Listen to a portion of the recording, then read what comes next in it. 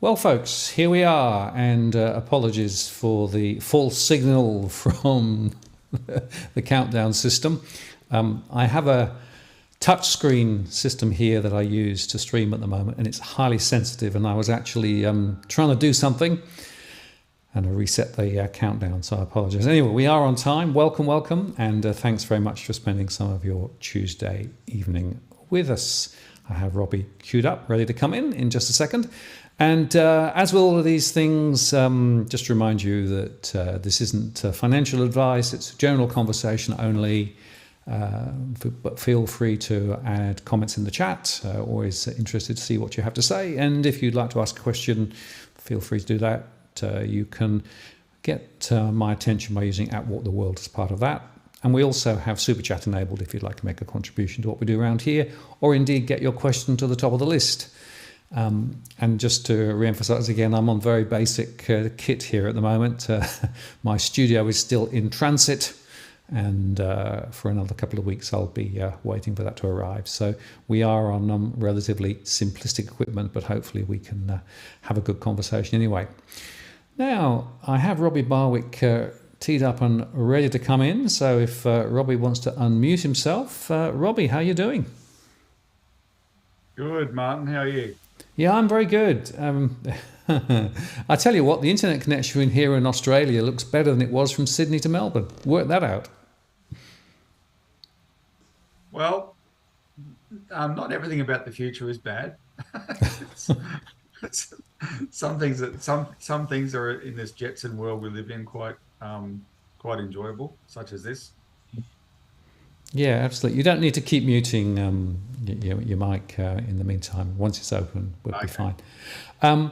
Yeah, so look, there's a lot of conversations to have, Robbie. And I was thinking that we might try and sort of predicate this around the idea that there are a critical series of decisions ahead which will determine, the future of Australia and indeed other countries too. And there are a series of philosophical drivers that are actually driving policy one direction when in fact perhaps from a societal perspective there are alternatives out there, and maybe we could touch a few of those. We can talk about the regional branch closure scheme, because I think that's a very important inquiry that's gone on and banks are now sort of pulling back.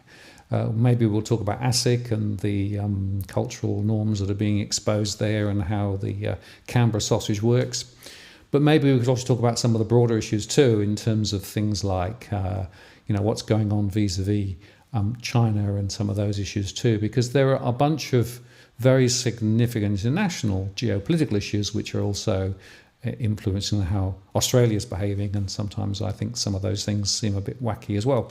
But why don't we start with the your pilgrimage to Queensland and what happened there, because it was a really important event, wasn't it?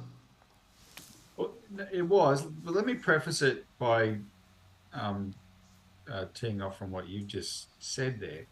I think um, people need to appreciate that we are in a systemic global financial crisis, and it is global, and it is systemic, and it's manifesting itself in all kinds of ways. But it hasn't just erupted. This has been a long term uh, breakdown of the financial system that, I mean, I would say that it's been going since 2008. We've had an approach to economics and finance that has had its day, but because that approach, which you and I often talk about, we call it neoliberalism, etc., because that approach made elites filthy rich and gave them incredible powers, including over governments. They don't want to acknowledge that their system is breaking down. And that's what's making the economy dangerous and the world dangerous in geopolitical terms. There's a real economic driver of what's happening in the world as well. And so that's where we're coming from when we go on the campaigns that we go on around what might at first seem like a small issue, right? Regional bank closures and the need for banking services. But we're trying to actually recruit the public to the need to address the architecture of the financial system that's causing the systemic problem, and replace it with architecture that can work for everybody. That's what this campaign is all about. So it is an important issue, and more importantly, it's about recruiting the public support for something they can relate to and understand. So from that standpoint, we've been working very hard, and regular viewers of the show will remember, the updates that we've done. But we got an inquiry back in February, and the specific trigger of the inquiry was the letter that you and Dale Webster wrote to the Rural and Regional Affairs and Transport Committee of the Senate asking for an inquiry, and then Senator Jared Rennick took the lead in getting that up. There was there was a token nay when they took a vote on it that came from the Labor side. But since then, that inquiry has gone gangbusters, and it's actually it's kicking extraordinary goals, and more importantly, in my view, it's moralizing the senators involved. And I think this is crucial. I'm going to give some of the predicates in a minute, but I think this is really crucial because one of the things that I know from my experience and involvement in politics is you can have all sorts of theories about the they who control the world. And there are those who try to control the world and exert influence at certain times. One of the big ones at the moment that everyone focuses on is the World Economic Forum, this body that people fear are dictating to us. But what I know is that the laws that govern us are made in a couple of places, but they're in Australia. They're in Canberra and they're in the States, etc. The global stuff has to come through those buildings. They have to be voted on by those our people, our elected officials. And those, the things that people find really frustrating about politics is when they think, why are these people, passing such bad stuff all the time? One of the problems is there's a certain conditioning, especially in the major parties, of these politicians where they are conditioned to look at things in a certain way. This is what's politically feasible. This is not what's politically feasible, etc. And often they won't fight the battles they should fight, which they will win because they've been convinced ahead of time that they won't win, right? So they don't fight them. And therefore, bad stuff goes through. Bad stuff happens. That's what I mean by the importance of remoralizing these politicians. And I'm seeing that happen with the Senate campaign. They have the power over these banks if they choose to assert it, and they never do. Well, in this campaign, they are. In this inquiry, they are. And it's a joy to me to behold, and it's having results. It's remarkable how little it's taken. It's like the bully in the schoolyard. The minute someone stands up to him, he runs away because he's a coward. These banks are turning tail and running. Now, granted, CBA hasn't appeared yet, so we haven't been able to test its mettle. NAB did appear, but I think they sent the T1000 from Terminator along with ice in her veins or whatever. That person was like a robot. She wasn't fazed by this process. But Westpac absolutely was, and ANZ, I suspect, from what I saw in the EM hearing, was as well. And this is something. And I think because of that, because the politicians are moralized, they will keep going after these banks, including and not take crap from NAB and not take crap from CBA, etc. So bottom line, though, let me just give you some predicates. We got the one of the biggest banks in Australia, Westpac, the old bank in New South Wales, the oldest bank in Australia, to back down and keep 8 branches open. And that was a real victory, but it has a knock-on effect because Westpac essentially said, I kid you not, we didn't like the first hearing. That was too much pressure on us. We couldn't handle that scrutiny. We don't want to come to the second hearing. Keep your branches then.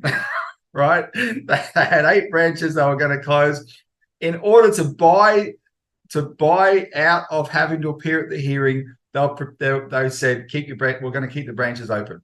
And it was that shameless. And literally it was, because the committee said, okay, well, because Westpac said, we don't want to come to the hearing. We've told you everything we're going to say. And the Senate said, well, no, you've been told to come to the hearing. We want you to come. And Westpac's comeback was, well, we're keeping the branches open. And then Matt Canavan said, well, he thought about it and thought, well, okay, in that case, on that condition, all right, we'll withdraw the offer. So technically, Westpac wasn't in defiance of the hearing. Now, so they got out of attending a hearing and going through the grilling again that they got in Sale in March. So they got out of that. That was good for them, they thought. But how can they so easily turn around and keep 8 branches open that a week before were unviable and were having to be closed? And by the way, Martin, they had advanced plans to close them. They had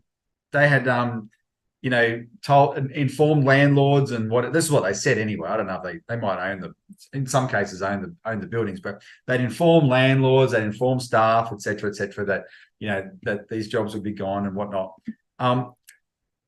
Click of the fingers, they're staying open and they're suddenly viable.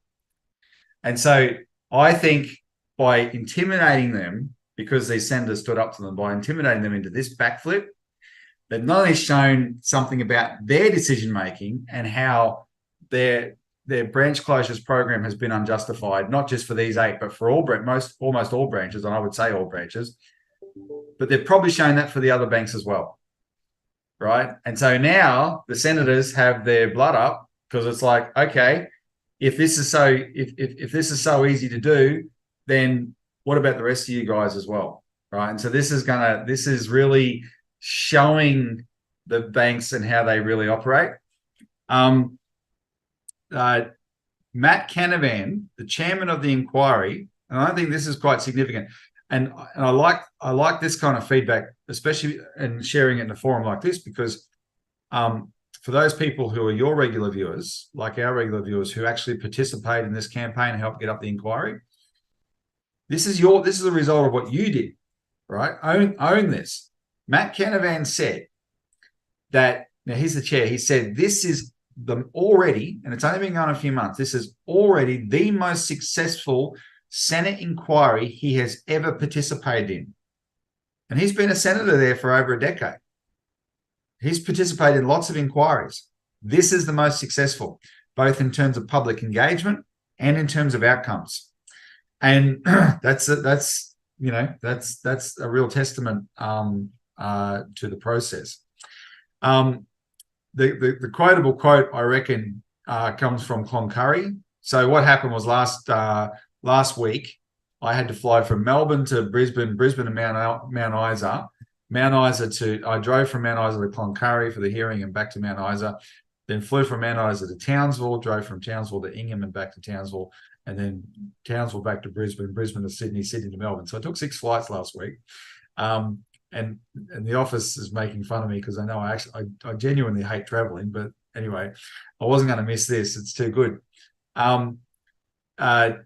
The town of Cloncurry, I think it was unique circumstances.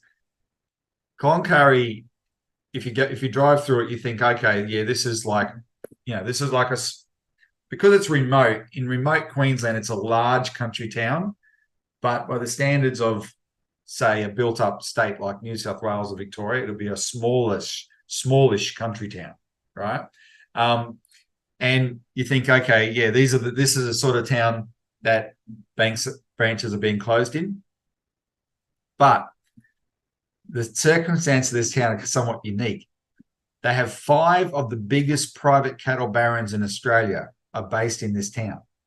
5 of them, including this guy who testified, Don McDonald from the McDonald Holdings. He's known as Don McMillions, apparently. He's probably a billionaire. There's, between the cattle industry and the mining industry, there's billions of dollars, literally billions of dollars in the Westpac branch at Cloncurry. Billions. And so these people, like this cattle baron and all the, the council that represents Cloncurry, the Cloncurry Council and the mayor, they're representing people who are in these industries. They know the worth of their town. They know the value of the local economy. And on top of what's already there, there's all these new developments. One of the biggest phosphate mines in the world is near Cloncurry, and it's expanding. There's a big infrastructure project called Copper String 2.0 that the state government has committed to building that's going to be going through Cloncurry. And so all these guys could think was, hang on, you banks are the financial and business genius. It's a town that's got all this wealth, all this activity. This is the quote. This makes no business sense whatsoever. Now, I don't know, you know banks better than I do, Martin, but these big 4 are very big. They're huge, unwieldy bureaucracies in their own right. So when they got the blowback, Westpac sent some top executives, top guys into Cloncurry to talk to the locals because they realized that they had pissed off some very, very, very big business customers, really pissed them off because even though they're huge business customers, especially these cattle barons, they're family business customers, right? This is their town. They live there. They're not London pastoral companies dictating to Australia on the other side of the world, right? This is their town. And they're being told, oh, you're not going to have a bank anymore? It's like, hang on. and they're successful business guys. So Westpac had to send these top guys. They blame the decision on lower downs, and I'm not buying that at all, but the mayor seemed to be. But anyway, that's his business. I'm not buying that at all. What they were actually doing was responding to the blowback they got. The executive they sent up there said, "Oh boy, I had no idea how good the economy's going around here. How, you know, all the potential there is here." And you're thinking, "Hello, you got no idea. You're the bank. You're supposed to have your feelers out. Your ear to the ground. You know, how do you banks run successful businesses if you're not actually aware of what's happening in the economy you're supposedly serving, right?" But anyway, all this sort of stuff is coming out, and so they realized they had no choice but to reverse that decision for Cloncurry, no choice at all, but by the way it came about. And the fact that these top successful business guys in agribusiness and mining were saying, "Hang on, this makes no business sense whatsoever." Now there's a big question mark over the way banks make decisions. And there's two alternative explanations. Either these big banks who hold the fate of Australia's economy in their hands because our government has let them hold the fate of the Australian economy in their hands. Our government has vacated all responsibility for the actual investments in the economy to these big four bastard banks. That's why we have a housing bubble facilitated by the RBA, right? These big banks, they're either supremely effing incompetent, and that should goddamn terrify everybody, or they have an agenda. And I think that's the bigger issue that we have to get these people to arrive at.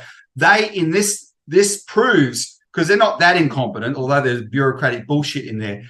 This case of Cloncurry and the way Westpac's handled it proves that they are forcing us to conform to their agenda. Their agenda is this digital goddamn dystopia. To hell with the consequences. And they thought they'd get away with it because there was no organised resistance, because the pathetic, supremely pathetic National Party a year earlier had done this regional banking task force and effectively rubber-stamped the whole damn thing. And then Dale Webster, Martin North, and Robbie Barwick came along and said no. And we've turned the whole thing on its head, thanks to the support of people on this channel. So this is a really big deal. This is not a small issue. This is not a small campaign. This is a big deal. We have ripped the mask off one of the big four banks, and the truth that lies behind it lies behind all four of them, and all their masks are going to be ripped off. And the politicians, the most important thing, as I'll repeat, the politicians involved in the process are really getting motivated by this, right? And I know this is going to continue. They want more scalps. In the Ingham hearing the next day, because you didn't have a big four at Cloncurry, because Westpac wouldn't come, the big four bank that came to Ingham was ANZ, and this was its first appearance. And I'm watching the senators, and they all sit up straighter. They roll up their sleeves effectively. They get a gleam in their eye, and they went for it. And Matt Canavan ended that session with Ingham, with ANZ. He hectored them. He gave them a dressing down, right? And you know that this obsequious to banks from politicians, among this group at least, we've broken it. They want accountability, and that's the most important thing that I think is coming out of this. Yeah, Robbie, absolutely. And I will say, I had your volume down a little bit early on because I knew you'd get a little fired up, and a couple of people said, "Hey, Robbie's a bit quiet." So I turned your volume up, and then you. Well, I can't see the comments as I'm going. So no. That's absolutely. I wasn't responding to anyone. Absolutely fine. But the point about this is that this is a really radical thing that's going on, insofar that the Senate has finally got an issue that they see that they can actually make change on. And interestingly, of course, if you talk about the major support within the government and probably the opposition, most of those would be aligned with the big banks. And yet here we have a Senate inquiry picking the top off what's going on, and you're seeing all of the rubbish, all of the poor decisions, everything else that's actually driven the banks. And one of the things I keep saying, Robbie, is their accounting systems and the way they actually allocate profit to one part of the business and costs to the branches means that they can claim that branches are loss leading when in fact branches are real profit centers. Yep. there's a branch in Cloncurry that is bulging at the seams with how much money it makes, thanks to these agribusinesses. No, this was supreme stupidity combined with that exposed they had an agenda. The council. Now I'll just give some background. As long as Martin and I have been talking about branch closures as an issue, you, Martin, remember, you've been telling me at this point you just made, right? Because you understand the accounting side of it, that the banks are cooking the books here, transferring profitable accounts to larger centres and making the smaller branches look unprofitable. The Cloncurry Council's submission to the inquiry made that point twice, and they said the one recommendation in that submission was there should be some kind of rule against banks being allowed to do that, because they saw that was about to be done to their town. And these are people who go, we know what's in this town. And I wish all towns had the same kind of really well organized, bigger business types who could go in and protect the town. Problem is, most bigger businesses are corporations and don't give a stuff about the towns they're in. When you have a unique circumstance where the big business is a family business, right, is an actual owned by an individual or a family, and they live in that town, they act differently. Junee, where we did really good work in Junee in New South Wales that fought the closure of CBA there, they had the assistance of the chocolate factory, which is a pretty big business in that town, owned by, it's a big family business in that town, and that's an example of it. In Cloncurry, they had a bunch of those, and the money they make is so big that it couldn't be ignored. And now that's exposed for all the world to see. This sleight of hand that the banks have as a standard practice. Hopefully, the rest of these towns that are being told they're going to lose their branches, people look at that and go, well, hang on, you're not going to get away with doing that with us, right? Yeah, and Robbie, the other thing to say, and you mentioned earlier on about their agenda. Now, obviously, their agenda is to try and drive profitability for shareholders, but also impose a digital future where effectively you are forced to transact within their systems and processes. And of course, never mind the fact that in regional areas, digital is a real problem. Quite often people can't actually get connections and those sorts of things. But it's clear to me that their idea is that once you're in the digital system, then they clip the ticket on the way through, so there's a certain revenue stream into the future. And what it does is essentially mean that they prescribe the way that we transact, use cash, not use cash, those sorts of things. And I find it fascinating to think that they are relying on the establishment of the NBN and other digital services. In other words, everybody else pays for these connectivity costs, not the banks. So there is a big agenda here. And then, of course, if you take it... Go on. No, Westpac, in their sheer arrogance, was part... All four banks were in this article in the Financial Review a couple of weeks before the hearing. And the article was, and it was written by James Ayres, who's a journalist I know, and they were bragging that we're going cashless. And Westpac had specifically said that the solution to country towns' security from having a lot of cash, because they talked about the scenario of, say, a town horse race or something. One of the major annual events of the town, and people come from all around, and a lot of people in the town. There's a lot of cash changing hands, but because there's no bank, then this cash becomes a security risk, and it's got to, you've got to drive a long way to take it to the bank. And Westpac said the solution to that is make the town entirely cashless. Then there's no security risk. And this is what this guy was saying in this Fin Review forum with executives of the other big four banks.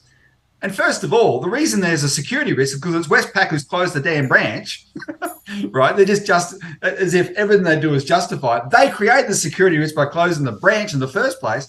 Second of all, who's paying for this infrastructure to make this possible? Because the banks are not lining up to volunteer to roll out 5G and NBN all around Australia. They're not doing. The only way you would make that work is to do that. But I use as an example on our show when they're just piggybacking off the existing, mobile tower infrastructure. Don McDonald, the billionaire cattle baron, told the story that he once had to do his payroll in his helicopter, hovering close to the tower to get better reception. So that's one solution for regional Australia. Everyone get a helicopter and become a billionaire and do that. But in all practicality, no, Westpac and the banks, they're just freeloading off the public. They expect the government to roll out all this infrastructure. And even when it is rolled out, if you went to the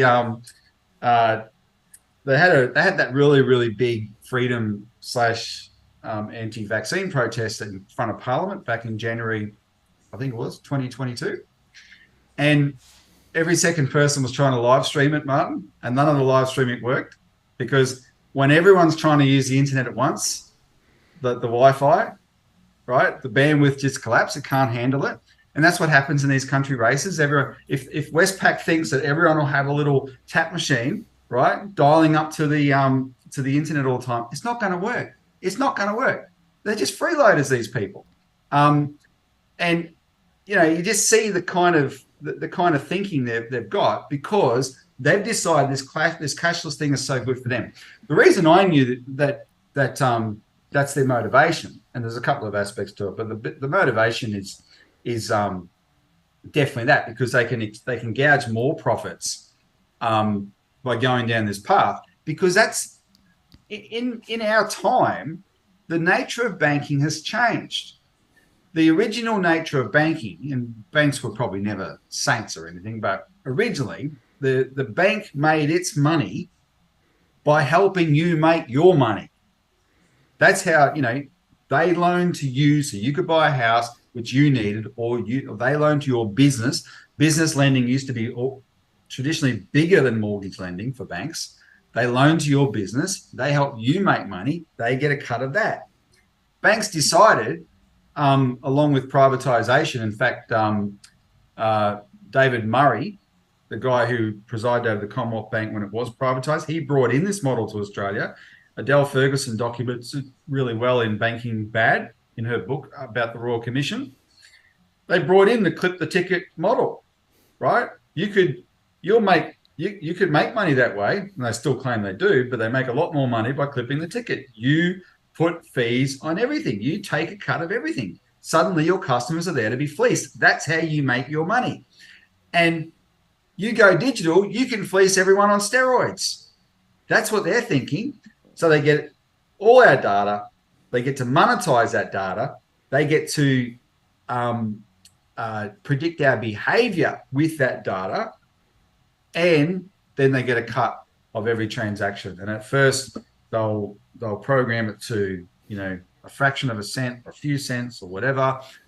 And then the more they have the market, and the more the big, if we ever have a digital dystopia where you have the same makeup, the big four, 80% plus of the Australian banking market, everyone uses them, everyone's effectively digital, that cut will not stay as 5 cents. It'll be 10 cents, 50 cents, whatever. They will take a bigger and bigger cut, and they will collude with each other on, there won't be, because there's no competition already, right?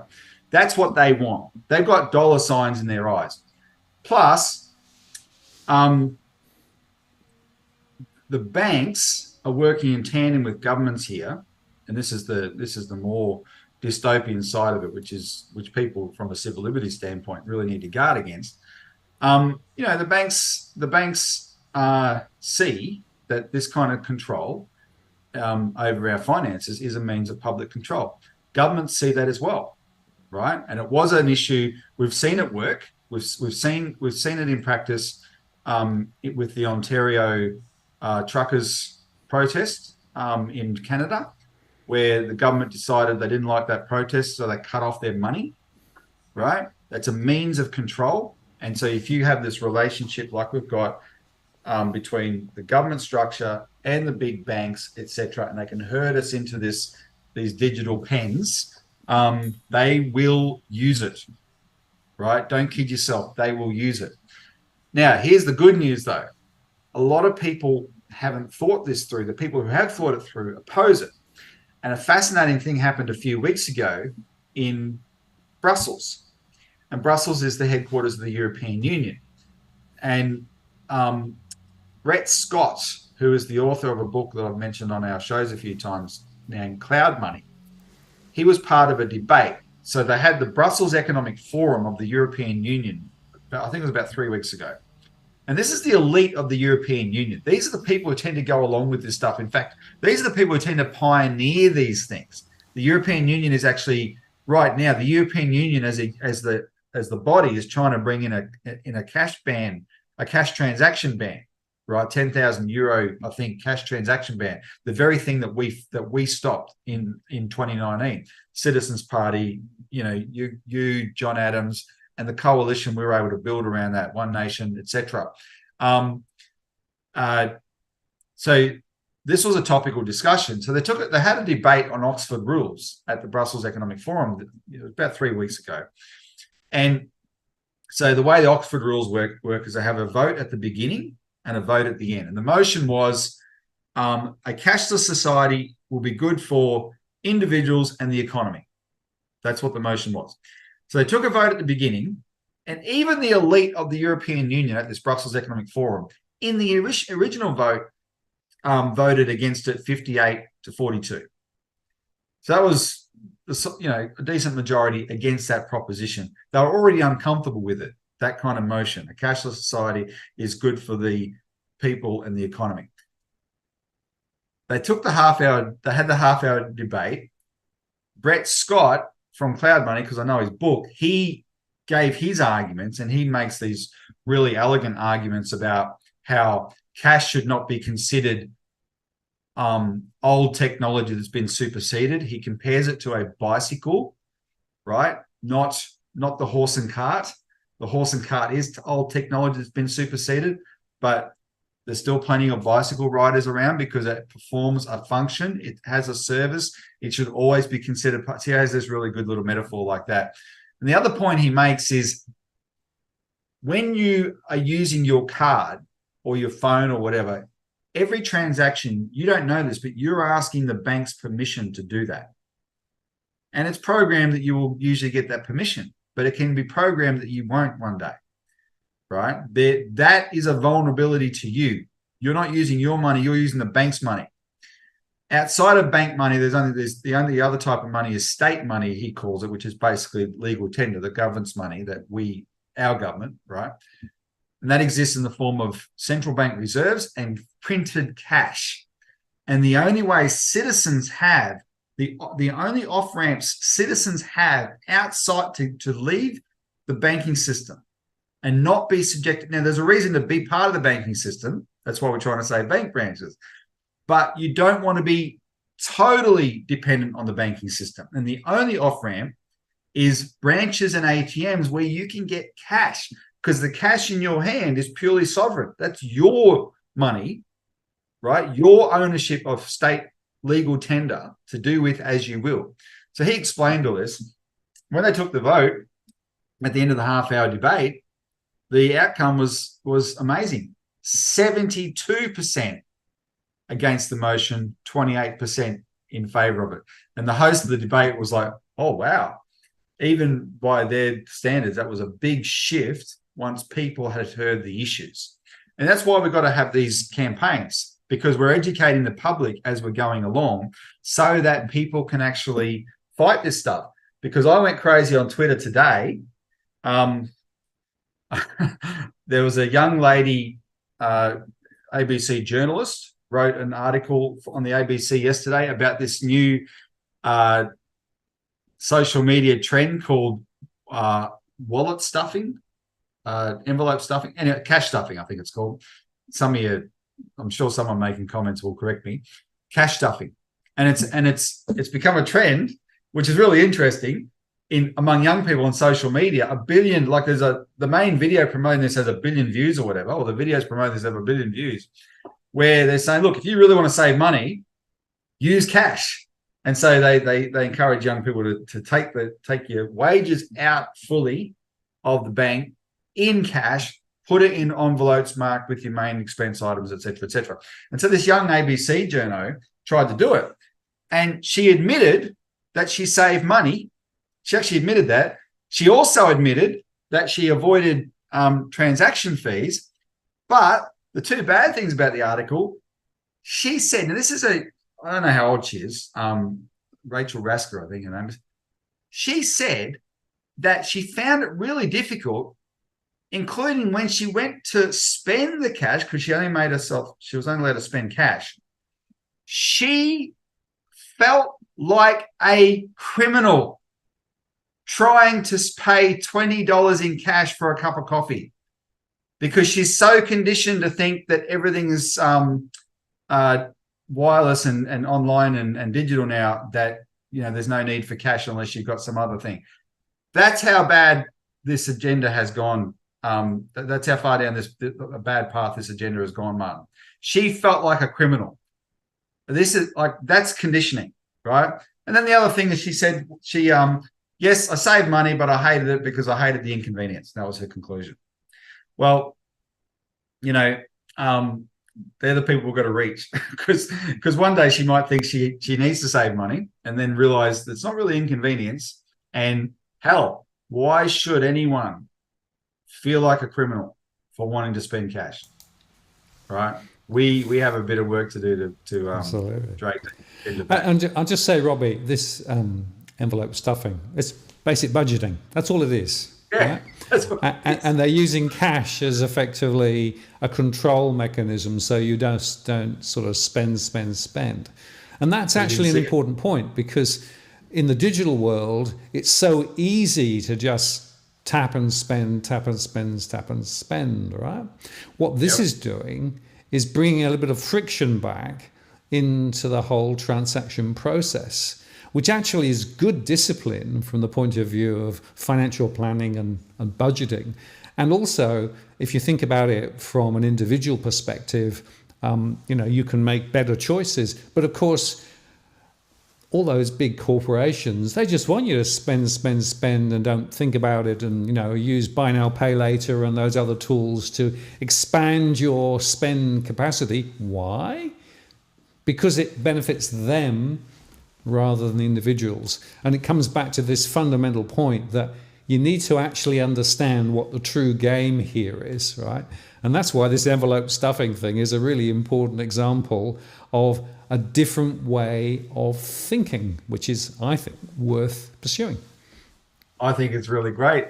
The irony of a social media trend in the digital world, bringing cash back among young people, right? Getting them out of the digital world financially. I think it's just wonderful.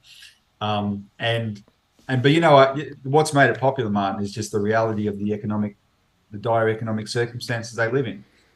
Cost of living, total inability to afford housing, right? Young people at a certain point realize, if I'm ever going to buy a house, I've got to save up for it, and that's actually what's driving this. This is back to my rant about the model of the banks changing. The banks are still trading on a reputation they don't deserve, because people still assume that the banks are making sound decisions, right? And they're not.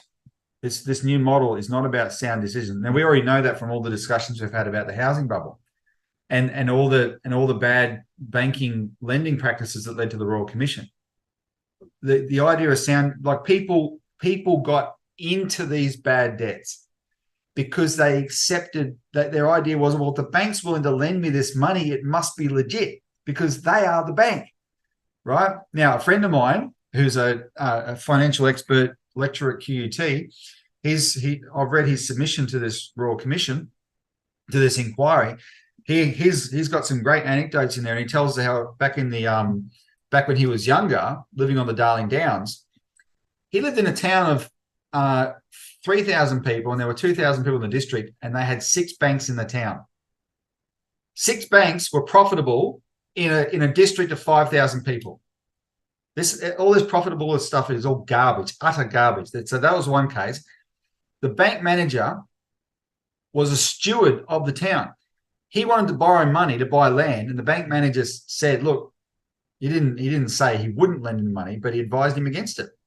That bank manager forewent a loan that would make money for the bank because he said, look, the property market is too hot around here. It will crash. It will correct in about 18 months. That's what he's like back in the day, his local bank manager predicted. And he advised him against borrowing to buy land. And he was right. So not only was that manager taking responsibility for that, for my friend's welfare, he was taking responsibility for the welfare of the district. He didn't want to feed this overheated property market, land market back there. That's it. That would never happen today, ever. Right? These guys who are running the show are actual predators. And so when these young people are just flashing their cards and phones everywhere and tap, tap, tap, tap, tap, and they think it must be okay, the bank is the equivalent of a heroin pusher. That's the moral responsibility the bank is taking towards Australians and towards young people, the equivalent of the heroin pusher, the equivalent of the East India Company deciding the only way we're going to get enough silver to be able to continue buying tea off China is if we can get the people of China addicted to opium. And that is what they did. And that's why we're having that is the root cause of the war with China we're talking about today, by the way. Anyway, we'll get onto that later. But that is exactly what the biggest corporation in the history of the world ever did. They said, we know opium is poisonous. We know it's bad for people. It's banned in England, but we are deliberately going to get the people of China addicted to it because that's good for our profit. And nothing has changed in the mentality of people in corporations. And it's even worse now. And the banks have the equivalent of heroin dealers when it comes to the way they're treating the public. We need a total overhaul, which is why we have a solution, Mark. Absolutely. Well, let me just touch on what you've just said, because one of the things that I get from when I talk with people quite often is, surely the banks know what they're doing. They're lending money left, right, and centre. Surely that's okay because they have made an assessment and they know what I can afford. Well, what's interesting, of course, is that those assessments were made on a bunch of assumptions about where interest rates were going and all of those things. And they also made an assumption about the fact that, well, if people got into financial difficulty, they'd stop spending elsewhere because they'd always pay the mortgage or they'd always repay the credit card, yeah. Right? There's a set of philosophical assumptions that banks have made which are actually not aligned with the interests of the consumers that actually are often taking credit. And one of the big things that, Scott Moe and a few other people was talking about was caveat emptor, let the buyer beware. Well, the fact is, you can't rely on the bank to do your financial planning for you because their interests and your interests are not aligned. Yeah, it's funny you said that. So our mutual friend John Adams and I often have arguments, and people have heard us argue on this show. But not that long ago, John was reading a book on the Opium War. I've mentioned the Opium War before. And this was a scandal in the UK because there was the East India Company was a monopoly. And so there was two aspects to the growing political scandal in the UK at the time of the Opium War. One was we are actually addicting the Chinese to opium, something that we know is bad, how can we do that? And two, why we believe in free trade and the free market, why are we allowing a monopoly to do this, right? And one of the truths about economics, modern, especially liberal economics, is all a fraud. The whole thing's a damn scam, because the great John Stuart Mill and James Mill, his father, were both employees of the East India Company, and they were the big economists of the free market. But when this scandal erupted, James Mill went to Parliament and testified in defense of the East India Company being a monopoly, his employer being a monopoly, even though he believed in the free market, supposedly. And when he was challenged about the opium being poisonous, why are we allowing a monopoly British company to addict people to poison? His answer was caveat emptor. It's all on the responsibility of the buyer, not the seller. Now, that is a historical example of the evil of this philosophy. And as I've said before, I believe caveat emptor is a perfectly wonderful philosophy for people to personally live their lives by, but it should not be a doctrine of regulation or law, because you must hold those corporations to account. And people do not appreciate, especially in a country like Australia, where we're such a nanny state in many, many ways. And we were talking about this today because we've got Jan Pacullis is a Citizens Party candidate for the seat of Fadden in the by-election up there in the Gold Coast. And we were told that there's a law now, you can't have a sign on a car that's stationary. I mean, they come up with all kinds of nanny state laws in Australia. There's no end to them. Australians know that they assume every part of our life is highly regulated, because it is. And so when they're in the financial system, they assume that's highly regulated too. And it's not. It is lawless by comparison, governed by the law of the jungle, let the buyer beware, and people keep getting devoured, right? And we really have to, this is a public service warning to the public. Do not kid yourself that your bank has your best interest at heart, because there's nothing in law that's demanding they do that. And the senators in this inquiry,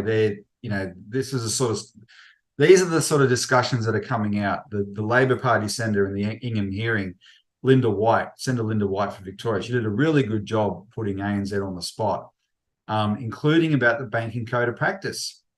And that's the regulation that exists in Australia. APRA tweaks a few things to do with their capital requirements, and then otherwise they have a banking code of practice that's voluntary. It's a voluntary code of practice. It's not enforceable. It's a joke. Yet that's what the public are all exposed to. Yeah, now, Robbie. And sorry, just on that, of course, the point is that caveat emptor might work if you had equal understanding and equal access to data and everything else, right? But we have this unequal relationship between banks and their customers, where basically the banks hold all the cards and the customers, well, where are they? I remember years ago seeing this very funny comedy sketch where the branch manager was up on his big seat and he was looking over the desk down at this little customer who was pleading for money, right? And that's actually the unequal relationship that I think we actually have with the banks, because they hold all the cards. They don't disclose many of the things which are going on below the waterline in terms of what determines their decisions.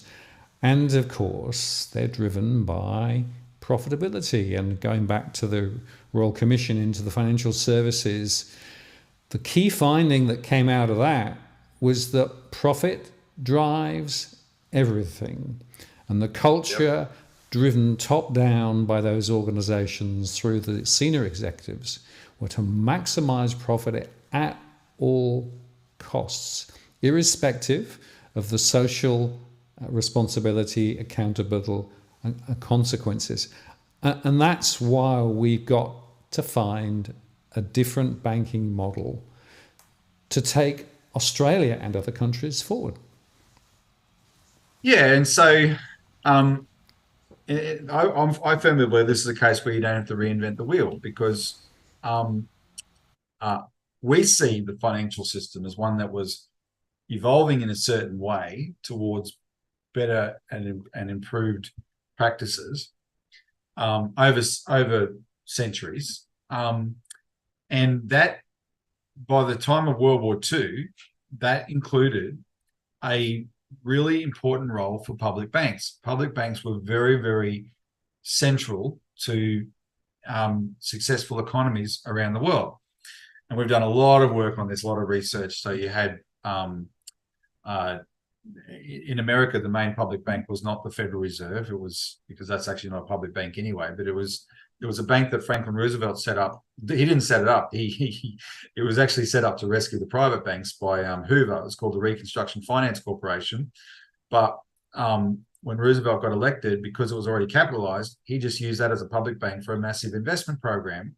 And it was that investment program that transformed the United States into the productive powerhouse it became through major projects like the Tennessee Valley Authority and the Grand Coulee Dam and all these sort of things.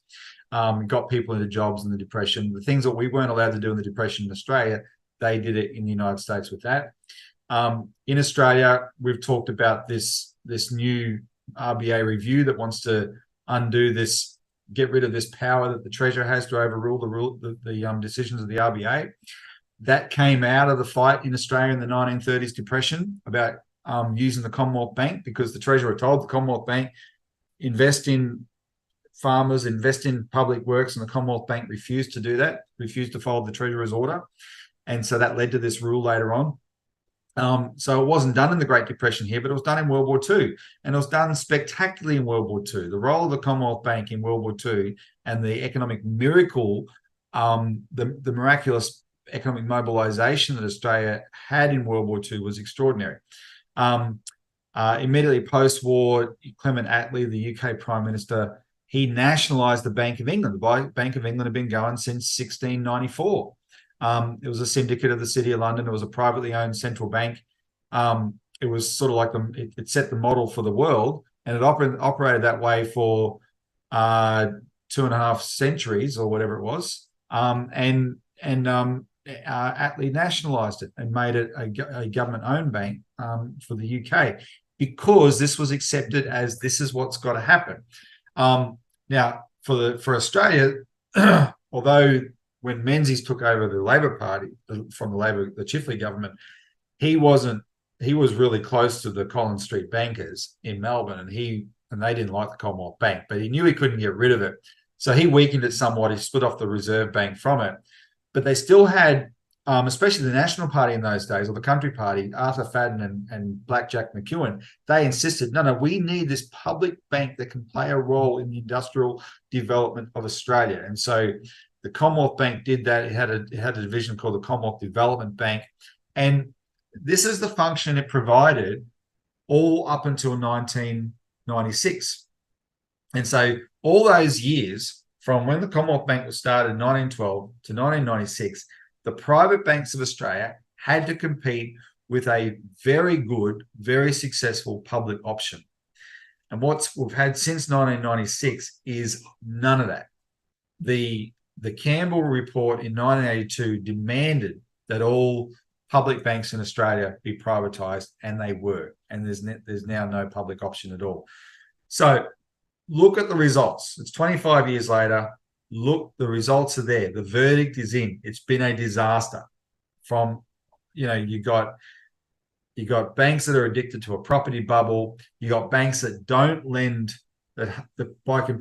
proportionally, they don't lend to business and small business like they used to, etc. The productive side of the economy gets starved of credit.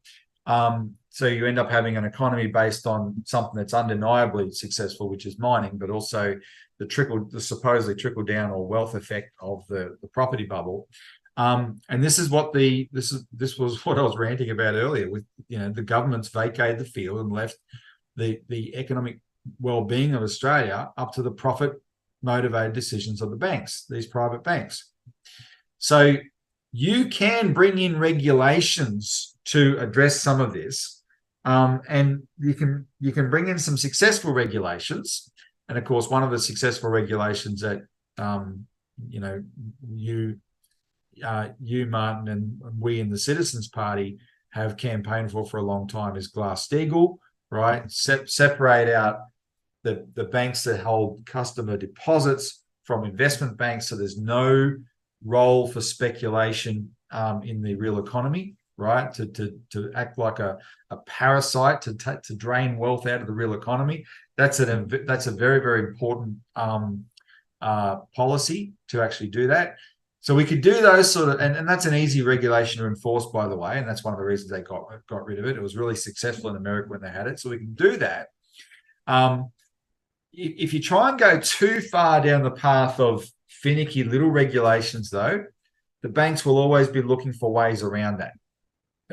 There was a member of the House of Lords in the UK 10 years ago who had this memorable quote. He said, he was a former City of London banker himself. He said, investment bankers are extremely adept at finding a way between the wallpaper and the wall, right? So doesn't mean you shouldn't have those rules, but you've got to understand that they're always going to be trying to game those rules. But one of the single most effective things you can do to force the real standards on the private banks is force them to compete with a public bank again.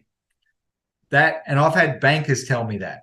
Our mutual friend John Darlson was the first person to ever tell me that he said we should be looking at a postal bank, because he was a former ANZ director, disgusted with the direction it all went to. He said, you've got to make them compete with a public bank.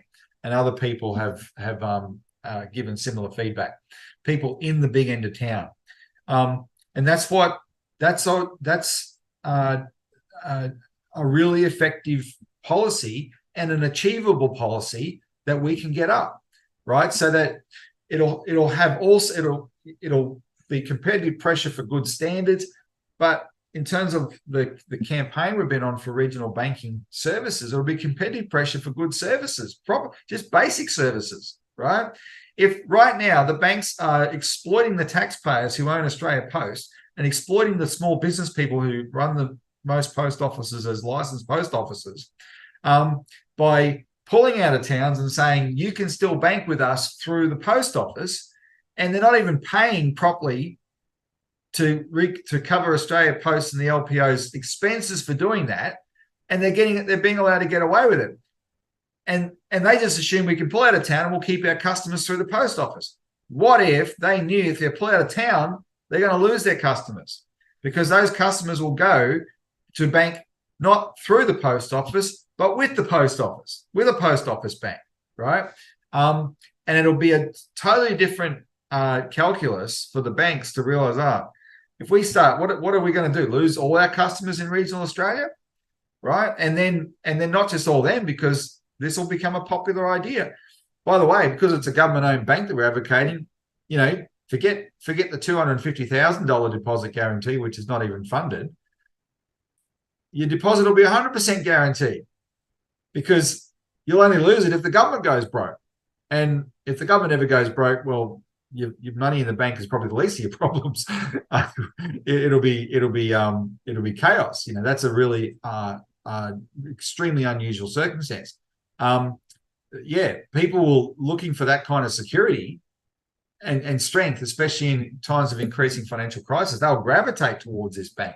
And the big banks will have to go, whoa, so we're not going to get away anymore with, as soon as the RBA raises rates, we jack ours up straight away, but we take forever to raise the rate on deposits. We're not going to get away with that anymore. We're going to have to hustle to attract people. We're going to have to treat them nicely. We're going to have to stop fleecing them. We're going to have to stop making them go broke, right? We're going to have to stop ripping them off.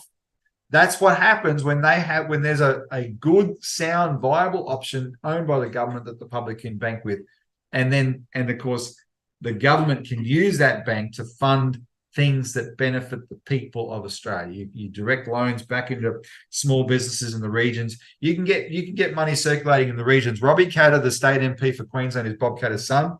His submission to the Regional Banking Inquiry was all about how badly starved of credit regional and remote Australia actually is.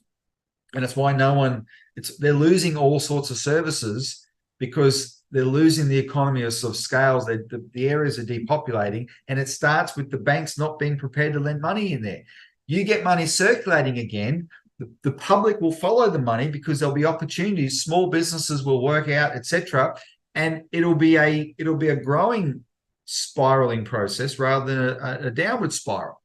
And then the banks will want to come back in again because there'll be more business opportunities for them, but all seeded by a public bank that if you left it up to the private banks, they would never do it. But if you just start the process, like when the rains periodically hit the interior of Australia that looks like a desert, and every now and then when it rains, let 1,000 flowers bloom, right? That's what can happen with the kind of credit that a public bank will be prepared to provide, because it's not driven by a profit motive, it's driven by the economic well-being of the country. It creates opportunities for everybody. And yeah, that's, in our view, that's the foundation of how you reform the banking system and the financial system. Yeah, and Robbie, it's worth saying, isn't it, that a number of the senators have come out advocating alternative banking models, a public bank of some sort, which is amazing, really, because until quite recently that was a very much a non-discussion point, right? Because of course the idea was that you should leave the banking system to the private sector, and of course the banking system are very big lobbyists. So up until quite recently they were pulling all the strings behind the scenes, and suddenly we've got these senators who are now standing up and asking hard questions and talking about alternative models, which I think is really important. Another point to make is on the inquiry, Robbie, we've got more than 600 submissions now. It's one of the most, It's huge. Yeah, and if you start reading those submissions, you can see that a lot of people have put a lot of time and trouble into their submissions, whether they're individuals, whether they're councils, whether they're businesses, but there's almost nobody arguing for the other side of the coin, other than, of course, the banking association.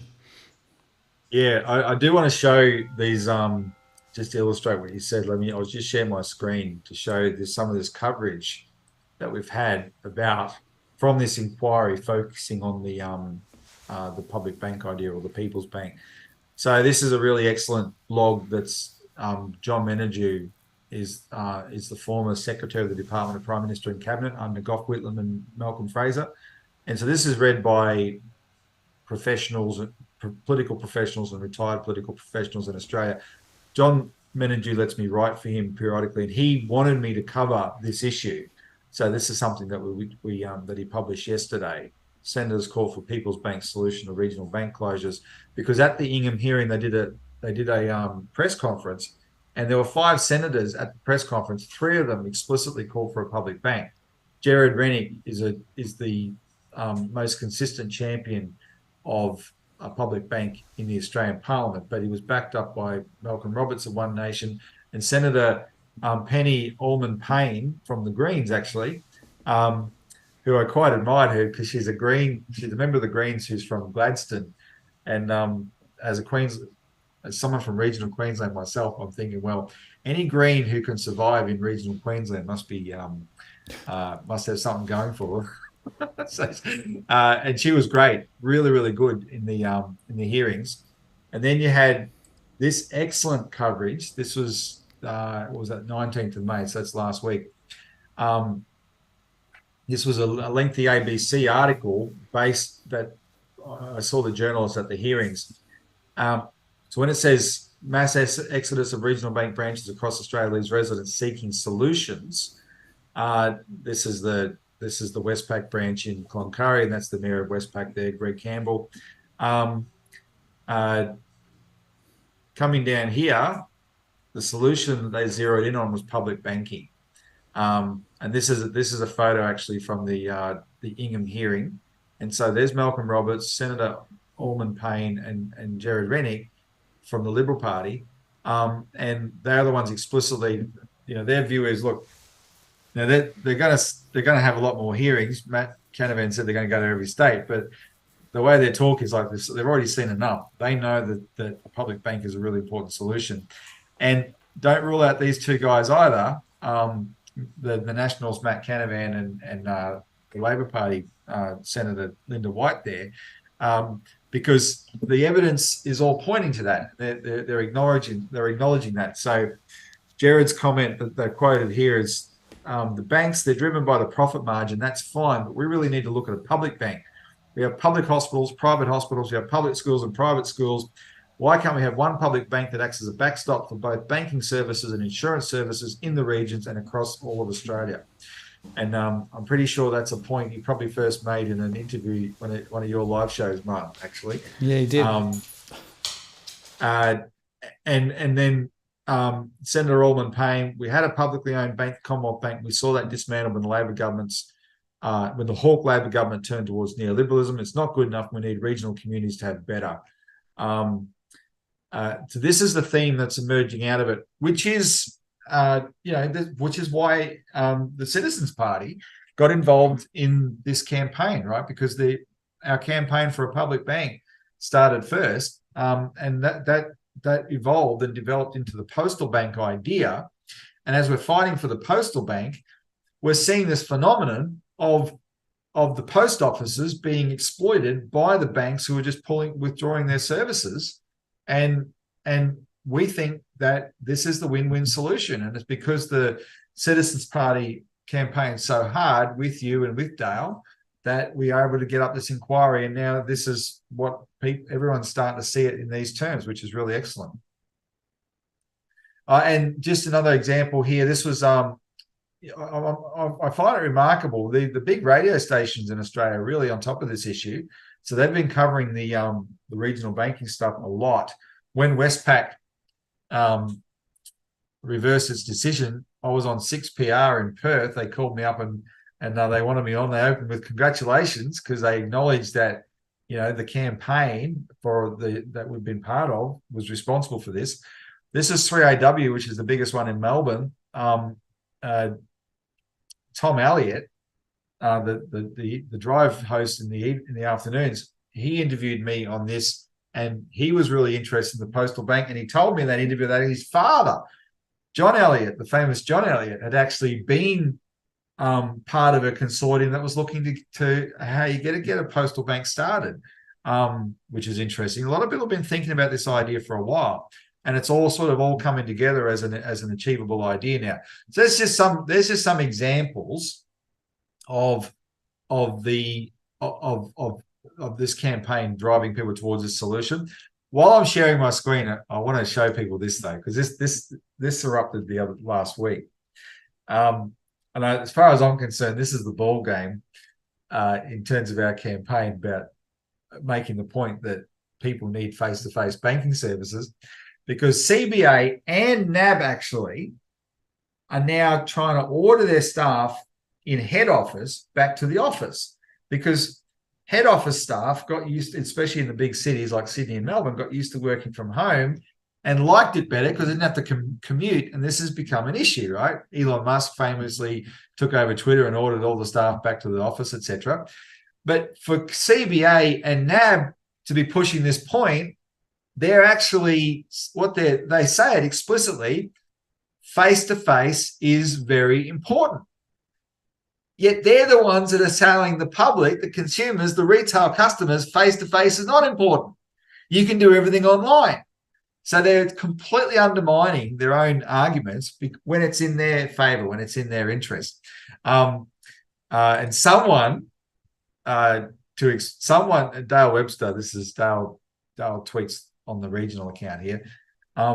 Someone observed to me that maybe a big part of the motivation of these banks in trying to force people back, I'll stop sharing now, force people back into the office is because they have to put too much stuff in writing, and there's too many opportunities for people to record Zoom calls that they might want to amass evidence against their bosses or whatever.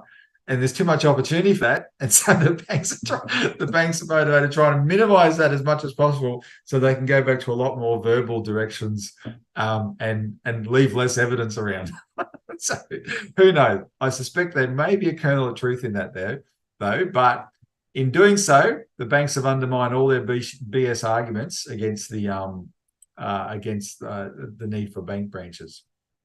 Yeah, absolutely, Robbie. And there are going to be more hearings, I think, ahead. And this is going to, I think, snowball. It's going to every state. Matt Kent, the chairman, announced it's going to every state. So, and if you look, we'll keep watching. Look at the Citizens Party's websites. Stay on top of this. We'll announce them ahead of time. If you're in the vicinity, come along. If you know there's a hearing, if you're in the regional area or whatever, there's a hearing in your town or somewhere close by you can get to. I'm looking forward to a pretty big hearing in Junee in New South Wales at some stage. But come along, be part of the audience. Watch this process in action. Yeah, and the point I wanted to make, Robbie, was this is democracy working, right? This is actually having set up the inquiry, and thanks to Dale and many other people were involved in getting it off and running. Now, here's an opportunity to drive it in the direction. And like I said at the top of the show, there's an alternative future that you can see here, where banking works for households and businesses and actually provides a base of funding to allow investment in Australia. And that's a very different future from the one that the big banks are actually crafting their own minds and are imposing top-down despite the political and economic and social consequences locally. Yep, absolutely.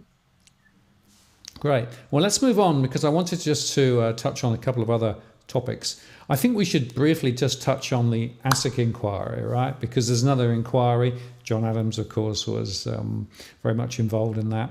And without going over all of the old ground, because, of course, there are some hearings being planned ahead, there are submissions there. But over the last week, John Adams actually, through a Freedom of Information request, really exposed the whole ASIC relationship with government, and the fact that ASIC is not interested in the truth.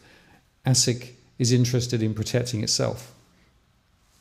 Yeah, and I think what I'd like the audience to reflect on here is that I won't say there's a new sheriff in town, because we're not the sheriff, but there's an honest gunslinger who has ridden into town in the form of John Adams, your channel, our party, our collaborators. We sort of came together. We all came together in 2018 when the Banking Royal Commission was on. And when you look at what happened before that, this is decades of absolutely unchecked financial corruption. Really great people trying to do stuff. Wacker Williams in the Senate did a lot of work. Adele Ferguson did some really great work as a journo.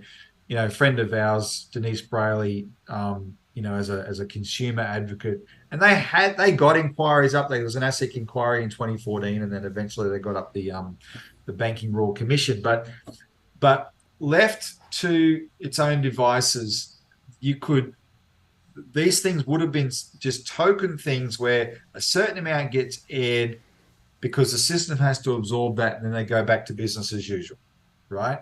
And that's what we've definitely witnessed post the Royal Commission. The two major political parties geared to that default setting. We've got to get, we've let the whingers have their say. We'll go back to business as usual now, right? Well, what we have created through our collaboration is a new element, a new factor in the Australian body politic.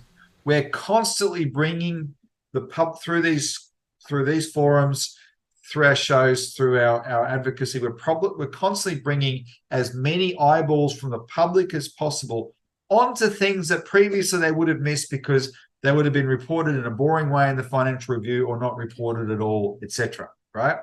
And John Adams is a key guy because as we both appreciate, Martin, because he's had experience in the building in one of the major parties in the Liberal Party. And I think when it comes to this ASIC campaign, ASIC's never had to deal with anyone like him.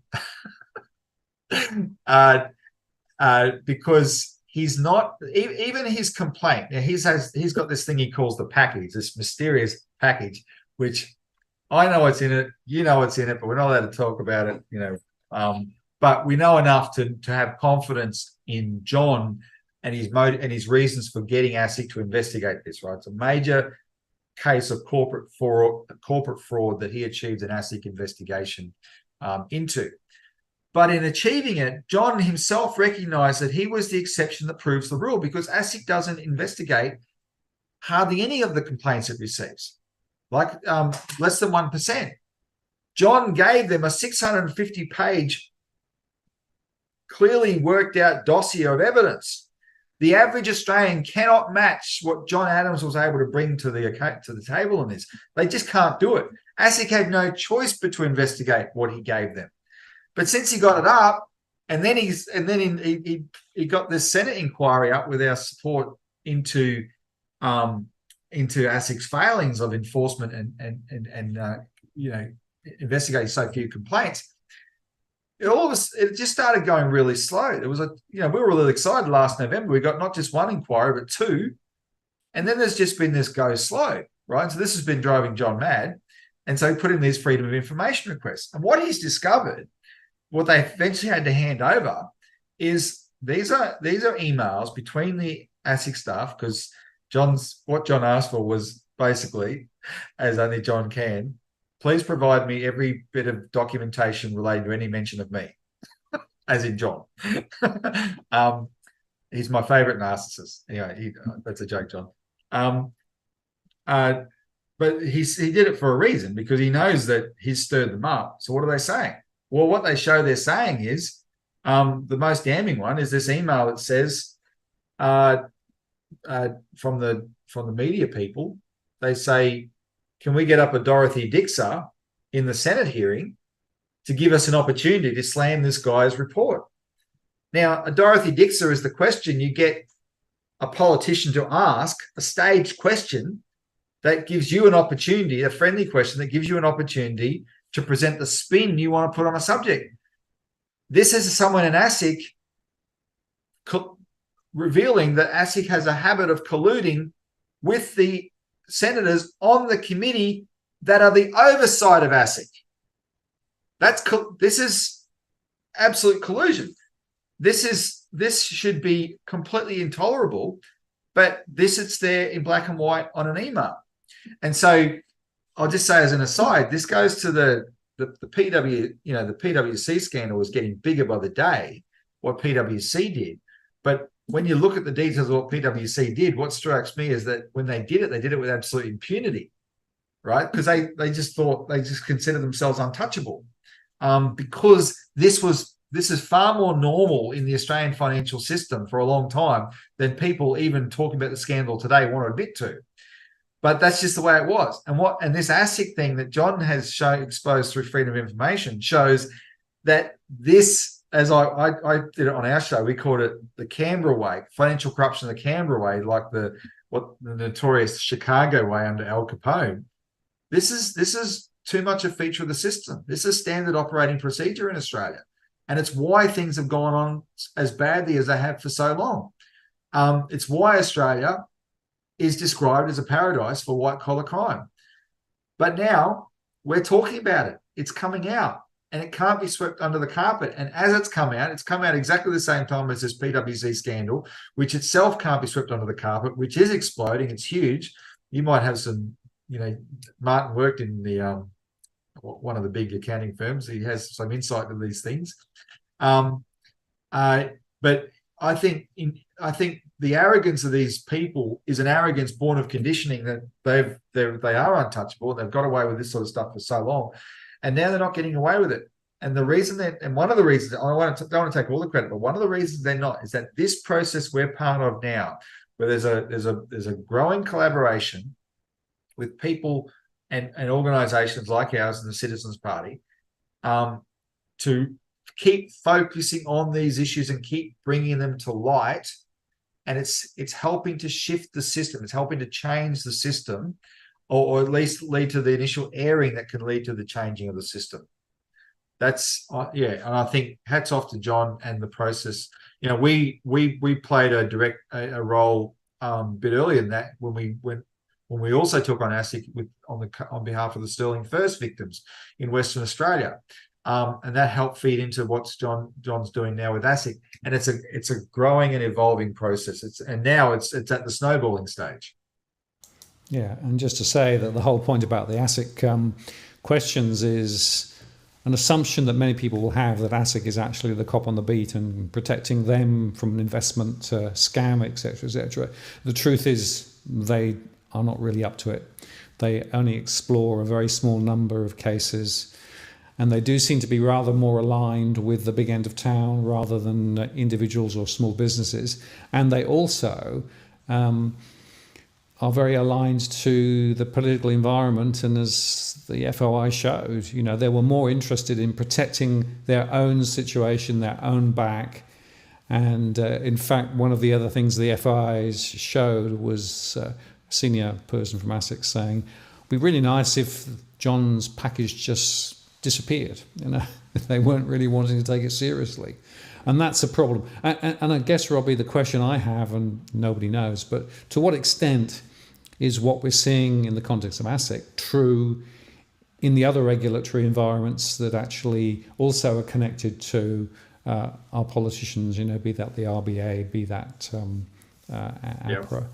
My feeling is that this is actually shining a light on the very core essence of the way that politics and big business and the regulators, frankly, are all on the same side of the balance sheet over and against ordinary Australians and ordinary businesses.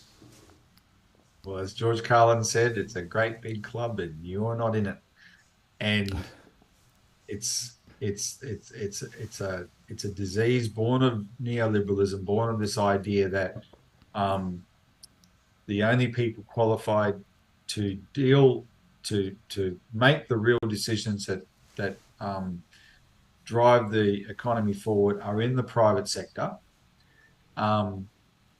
Governments have to vacate the field and let that happen, so that the necessary government structures that no one could deny had to exist, they had to be biased towards the corporations. That they actually had to adopt a bias towards them. Right, we're here to be business friendly. Was it Tony Abbott when he got elected? We're open for business. Right, we're business friendly.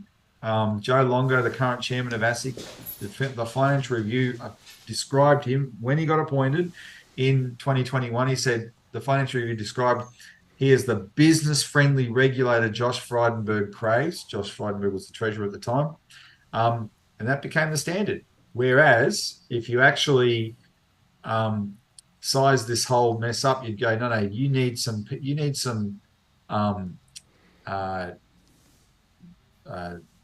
what do you call them? You need some crusaders in there. You need people who are going to bring this system to heel. You need people who are going to say, no, yeah, you're a legitimate business if you're an honest business, right? And if you're not an honest business, you're going to be scared of us. You need that kind of mentality. You need to close the revolving door between the regulators and the banks and the insurance companies. You need to take all this sort of stuff on because it's too much of a disease otherwise that you'll never unpack. Even get this, Chris Jordan, who's the head of the Australian Tax Office, and I'm not saying anything about his character, but he's the head of the Australian Tax Office and he's a former partner at PwC. And it's PwC partners who ripped off the tax office in this 2014 scandal. And he's the guy. Now, he claimed today in the Senate he actually referred it in 2018 to the federal police and nothing was done. And if that's true, actually, sorry, he said the ATO did. I actually don't remember how long he's been in that job. But nevertheless, he might be perfectly innocent. But because he's got the same stain on him as the brand of this company that's in so much trouble, it looks bad.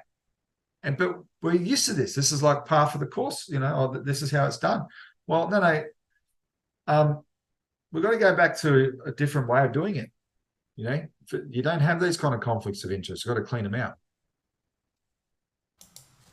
Absolutely, that's right. And the truth is that it goes back to this point. There's an alternative future where things work differently, but you have to actually understand how things currently work before we can actually move on to change and transform them. And once again, shining the spotlight is the critical point. And just quickly on the big accounting firms, sure, I worked for one of them years ago. I was horrified, having worked in a boutique strategy organization for a good number of years. I moved across to one of the old large accounting firms, and it was like moving to a completely different culture, because everyone really was motivated just by, doing whatever they could to make a buck. And I often say many of the partners there, they do anything, they'd sell their grandmother. Ethics and truth were not on the agenda, and I found that pretty amazing. And then, quite quickly that one fell over. But it goes back to the critical question, the relationship between the large accounting firms and government and the regulation. And unfortunately, again, it's all stacked on the wrong side of the deck. It's not actually doing what it should be doing, and there are implicit set of rules, the mates conversations, that actually are describing how things really work rather than the way you would like them to work. And remember, the big four accounting firms is actually a bigger problem than the big four banks, because they're the big four globally, worldwide big four, and they signed off on all the big banking crashes in the last couple of decades. Every single one of those big banks that went under was signed off on. Their books were signed off on by one of these big four accounting firms. And when this has been looked at, people are shaking their head and thinking, why is this allowed to be like this? And then they're not just accounting firms, they're consulting firms. And so they're often auditing firms who they're also making money consulting to, and it's a gross conflict of interest that everyone knows exists, and no one's done anything about it. That's why there's now, again, renewed calls to break them up, right? They shouldn't be allowed to do both functions. But in 2019, Martin, you and I worked together on, we got Bob Catter to introduce a bill into Parliament calling for the Auditor General of Australia, the government auditor, to audit the big four banks instead of the big four accounting firms, because we had no confidence that you could trust in what's in the books of the big four banks based on the audits of the big four accounting firms. So get the government auditor to do it. That's what our bill called for. We got that introduced into Parliament, and it coincided with a Senate inquiry then into the auditing industry. And Deb O'Neill, she's a prominent person in this PwC scandal, she's really prosecuting it. She was part of that inquiry, but that was chaired by the Liberals. I remember I sat on a hearing in 2019, and that's when the bushfires were on and Canberra was covered in smoke. But I sat in on this hearing, and Senator Peter Whish-Wilson from the Greens, he asked the same question all day. And the question he kept asking every new witness who came forward, it says, who audits the auditors? And there's no answer, because no one does. So here you got, and think about what this means for the structural integrity of the global financial system. You got these four firms that are so dominant in auditing the banks that are the engine of the global financial system, yet they're riddled with conflicts of interest. They're full of crooks, like the PwC scandal is showing, and nobody gets to check on them. And therein lies the problem with the world. Why we're in this global systemic financial crisis. Yeah, absolutely. And I've said a few times that the capital models that the banks are using internally, are sort of looked over by those accounting firms. But the question is, are they seriously looked at? Are they fit for purpose? My own feeling is probably not. Now, Robbie, we've Sorry, go on. Not if they're too big to fail. How can they be seriously looked at? That's the thing. No. Yeah. They'll get bailed out. But anyway, we should probably move on. Yeah, exactly. Well, I was going to say we've pretty much hit our sort of stop, but one more subject briefly, because there's a very important vibe out internationally, and unfortunately it's about the whole question of, war's coming, we need to prepare for it, etc., etc., etc.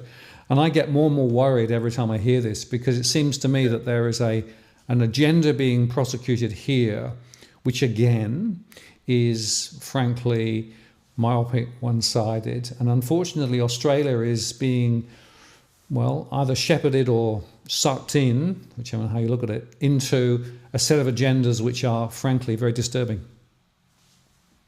Yep. But now I'm assuming that some of the audience tonight, Martin, will be your regulars, and they would be very familiar with my views on this. And I want them to acknowledge privately to themselves, or even in the chat, that when they heard Paul Keating take to the National Press Club in March, I hope some of them thought, hang on, he's sounding like Robbie Barwick. And I want to highlight Keating, because he wasn't Keating, whatever you think of Keating, and I never thought I'd actually say good things about him, but Keating is talking a certain generational view. And that website I showed before, John Menadou's Pearls and Irritation, all its contributors reflect the same generational view. This was an older generation of Australians who had a distinctly different idea of Australian sovereignty to what prevails today. They would never have contemplated where this is going. And I was introduced to that generation through my acquaintance with Malcolm Fraser. And I got to work closely with Malcolm Fraser in his final years. And he wrote this really excellent book, Dangerous Allies. And it had a killer kicker. It said his kicker was Australia needs the United States for security. Or Australia needs the US alliance for security, but Australia only needs its alliance with the United States. Australia only needs security because of its alliance with the United States. Because that alliance has drawn us into war after war after war. We have become the bad guys on the world stage, because we are the ones that are talking about war. The other side isn't trying to talk about war. We're talking ourselves into this, and not because it's any interest. It's in Australia's interest, but the people that are especially running the United States at the moment, but also running the United Kingdom. Paul Keating was right to call them out. They're trying to build them. The silly Brits are trying to build themselves up as the Empire 2.0, Global Britain, they call it. Recreating, and just listen to them talk. Listen to this current crop of British politicians in the Tory party in power. They're lunatics, absolute lunatics, but they're resonating with equally crazy American congressmen, and they are certifiably nuts. There's a wave of McCarthyism. Now, when we were all growing up, you would have heard about McCarthyism at school, and you would have heard the consensus that it was an era of derangement. Freaking Marilyn Monroe's boyfriend wrote a play called The Crucible, set in the Salem witchcraft trials, so he could get Americans of his era in the 50s to reflect on how freaking nuts they'd gone. That they had the anti-China witch hunts in the 50s were replicating the craziest chapter of American history of the Salem witchcraft trials. That's why he wrote that play. And he was so smart, he was Marilyn Monroe's boyfriend. Everyone knows that was a bad chapter. Well, it's back, baby. It's back on steroids. There's a punk in the federal parliament called Senator James Patterson. He wants you to believe that everything that moves is a Chinese spy. A phone, a camera, a drone. The Australian government, the Australian Army has drones, personal drones. All they are is drones, just personal ones. But they use them for things like when they're doing war games, get a high vantage point, put a mobile phone on there and feed it back to a camera. Suddenly that's all spying equipment. The Army said, no, it's not. They signed off on this 2 years ago. It was a very deal. But because that punk gets up in Parliament and rants and raves about them, repeating what his American controllers are telling him to say, suddenly the army professionals who know a damn sight more than that 35-year-old about this stuff, they're supposed to take it all seriously. Oh, yeah, well, we better not use these drones anymore because a 35-year-old baby in Parliament tells us they're spying for China. There are congressmen in America who go to the docks and do press conferences in front of cranes whose only job is to take shipping containers off the backs of ships and put them on trucks. And those cranes are spying for China. This is deranged. These people have lost their freaking minds, and they are controlling our foreign policy. Now, I'm very happy that there's a pushback now. The kind of things that for a while there, you know as well as I do, Martin, the Citizens Party was the only voice saying this. Now there's a shift. Paul Keating did us all a huge favor by expressing it in the same terms as me. But not because he's copying me. I'm not claiming credit for that. This is because from where he sees the world, he sees exactly what we in the Citizens Party have seen and where this is going. Because never forget, 20 years ago this year, the world watched as the most powerful country on earth, probably in the history of the world, talked itself into a war. And it's like watching a really powerful person with lots of weapons having a mental episode where you're powerless to intervene because you know that if you go close to it, he's likely to kill you on the spot just out of mental derangement. That's what we saw 20 years ago. We saw an American propaganda machine colluding with the British government talk themselves into a war and prepare to kill 1 million people. And the world was like, whoa.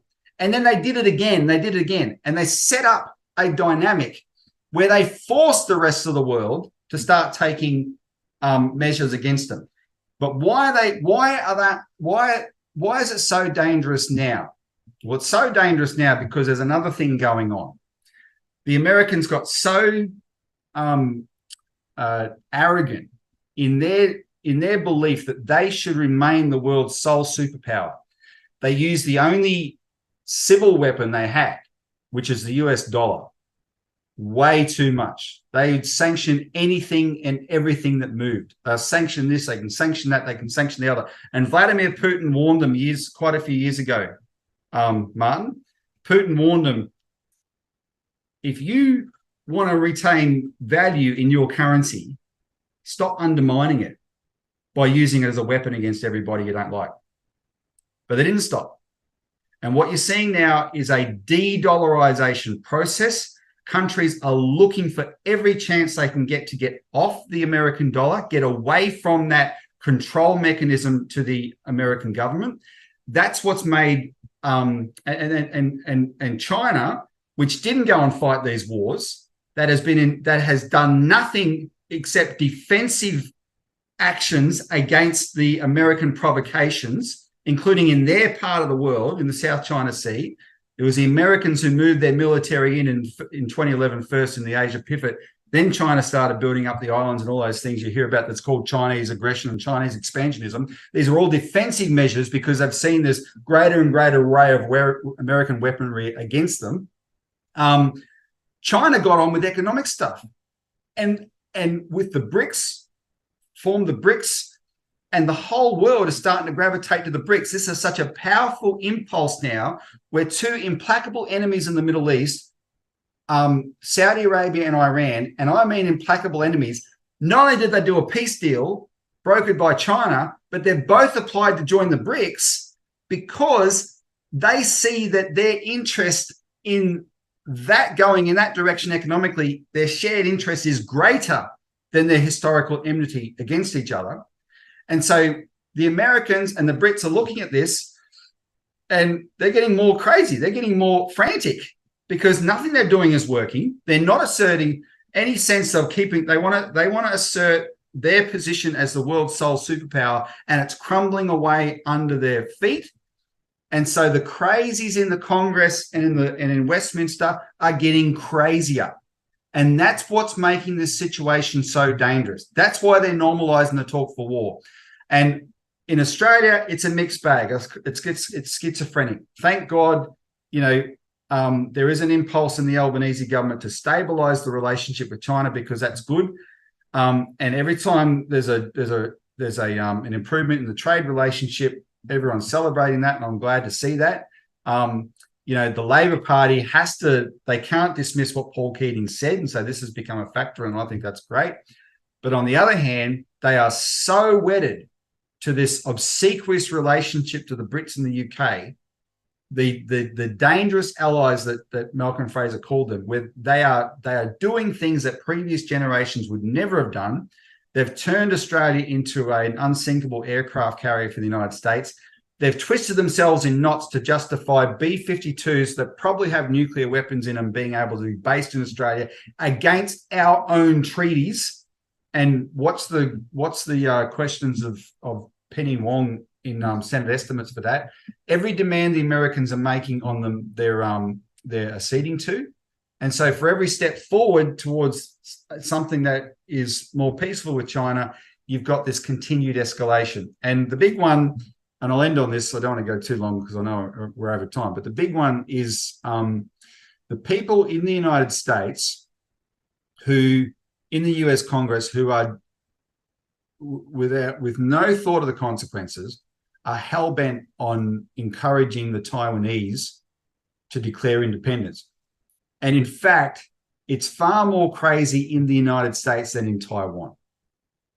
The Taiwanese themselves, the Democratic Party is on the nose. The Nationalist Party, that actually was on track for a peaceful reunification with China, is in the ascendancy. The Taiwanese people are paying attention to this talk, and they do not want crazy American politicians to provoke a war on their behalf. But there is an element in Taiwan that's working with the United States and around the Democratic Party that actually pays lip service to this idea of independence, and that's China's red line. And don't take my word for it. I'm quoting the best American experts on this. I'm quoting people like Chaz Freeman. Look him up on YouTube. Chaz Freeman, the guy who was there when Henry Kissinger negotiated with Zhou Enlai, and he was the translator. That guy, listen to his analysis. Top American thinkers who have watched this all along, they know how crazy their country has got, right? Where America is getting right up in China's face and saying, we define Taiwan as our sphere of influence. And there's only one red line the Chinese have, and that's that one. And so that's going to be the trigger for war, that thing. And the Americans are assuming if that war happens, Australia will just be a base for them to fight that war from, with nuclear submarines, nuclear-equipped bombers, etc. And then you'll be glad, Martin, that you got out of Wollongong, because Port Kembla, I can tell you, I have sources, highly placed sources, credible ones, who you know as well, I'll say that much, who have confirmed that is the main base that's being looked at for the submarines. And that means there's someone in China who's had to put a big red target around Wollongong. And if there's a war, there's a missile going to go hit that freaking city. It's just going to happen. It's not it's not out of hatred by the Chinese. That's what's going to happen. That's what we have talked with. This is so far advanced. It is nuts. If you were afraid, be afraid. But be grateful that someone like Paul Keating's spoken out, that there is a pushback, and that the work our party has done for a long time is actually resonating more and more and more. Yeah, Robbie. And, with all of these things, the point to make is there's a lot more going on below the surface than you get reported in the mainstream. And it's really important that people actually have a little bit more objectivity about what's going on, rather than just, being sort of shuffled down the road and say, well, it's all too complex and we'll leave other people to worry about it. This is important stuff, because it goes back to the purpose of this show, right? Which was to say there are some important decisions which will determine the future. And depending on the nature of those decisions, we can end up with a society and a country that's actually good for its citizens and good for its businesses, or we can end up with a country that's locked and destroyed, and whilst the 10% will be fine, or the 1% will be enjoying the assets that they've managed to create, everybody else will be really struggling. So these are really critical issues, and hopefully we've explored some of those things a little bit tonight. And Martin, I just want to end this China subject with an interesting little anecdote. So a friend of mine died last week, Tony Pun, who's a leader of the Chinese community in Australia. And as I was able to say on our show, Tony Pun was probably the first person in the Chinese community, like any kind of organized Chinese community that I ever met. This was only a few years ago, because our party has never done this to pander to the Chinese community for votes or anything like that. We haven't, Robbie Barwick is funded by the CCP. It's all been garbage, right? Utter garbage. Robbie Barwick is funded by Australian citizens who funded the Citizens Party. And we're the most democratically funded party in Australia. We don't take money from anybody except Australian citizens, and not from corporations, etc. Anyway, that's an aside. Tony died, and he was a really brilliant guy. He was the former chief scientist at St Vincent's Hospital. He was a leader of the Ethnic Communities Council. He's the guy who got Bob Hawke to allow more Chinese people to stay after the Tiananmen Square incident. And he's quite a legend in Chinese community circles. First time I met Tony, we're at a Chinese restaurant with a group of other guys, and they told me a story that really took me aback. And they gave me an insight into China. What they told me was there's always been a tradition in China where the businessman has not been allowed to be involved in politics. The businessman has not been allowed to be, because the businessman is motivated by profit. This is not a communist thing. This is Chinese culture going back centuries and centuries. The businessman's not been allowed to be involved in politics. Now, the other day, Ray Dalio, the American financier, who's also concerned about this very subject, I saw a LinkedIn post he made, and he knows China very well, and he was talking China both sides in a sense, but giving fellow Americans an insight as someone who knows China very well. He repeated the same point. That's something that he's picked up about China. This tradition, the businessman has not been allowed to be involved in politics. And what that means is China is not a plutocracy. And in a practical sense, I'll give you an example of it. China's banks. It's got 4 or 5 big state banks controlled by the Chinese government. The banks and corporations in China don't tell the Chinese government what to do. The Chinese government tells them what to do. And then that becomes a human rights issue outside of China. Oh, those poor corporations in China, they've got to do what the Chinese government says. As if our model and the American model of the government being here and the corporations being above the government and dictating to it is better. But I'm saying that because what China has done with its banks under state control that have invested in the things that China needs has been incredibly successful. And that's what's attracted all these financial economic cooperators around the world who want to be part of that. And it's become a very successful model. That, in my view, that is what's at the heart of this conflict, because it's a battle of two systems. And this is not communism versus capitalism, because what we're talking about is not even capitalism. We have become so corrupted in the West. We've become so morally and ethically degenerate when it comes to financial systems. Everything we've talked about today in this show up to this point, all those things we're talking about, we've come to accept as normal. Well, countries like China have never been able to operate that way. And what they've done is show a different model where you can use state banks to invest in and create the framework. Yeah, let private enterprise flourish, encourage entrepreneurs, but they don't run the show. The welfare of the people comes first, and that's the government's responsibility. And that Wall Street dictates to the American Congress. The City of London dictates to the British Parliament. They represent the opposite system. That's what's coming to a head here. That's what's the fundamental thing driving this animosity that will drive us to World War III and total annihilation. And so what we've been doing for the rest of this program that we've talked about, all those things, it's all part of the push for peace. The future that we want to create is one that's going to be in more harmony with the rest of the world who want a decent future than what we've chained ourselves to in this Five Eyes corrupted relationship with the, Anglo-American centered banking system. And I think it's an important perspective to have as we think this stuff through.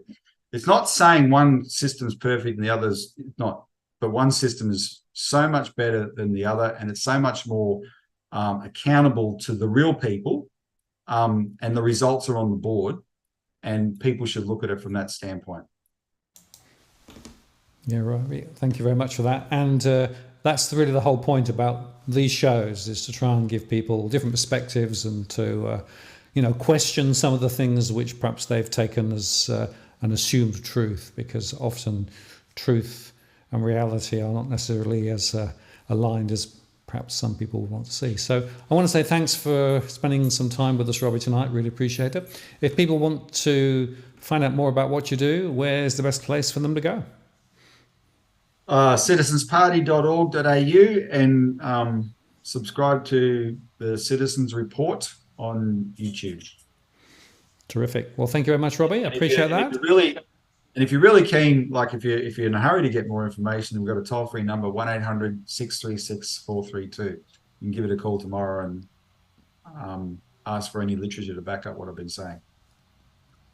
Thank you, Robbie. Well, appreciate that. Thanks for your time tonight. And I'm now going Mark. to close the show. You may have heard a few doggy noises off. Hang on a moment. There we are. For those who follow the doggy cam, Meteor is here in the UK now, and she's decided that it's really time for lunch, so she's been giving me hurry-ups for the last half an hour or so. But anyway, I want to say thank you very much for spending some time with us this evening. Next week, it'll be Damien Klassen, and we'll be talking about the market and what's going on. Thank you very much for following the conversation tonight, and check out our other shows over the next few days. And we'll be back this time next week. And thanks once again to Robbie. This is Martin North from Digital Finance Analytics, signing off. Cheerio.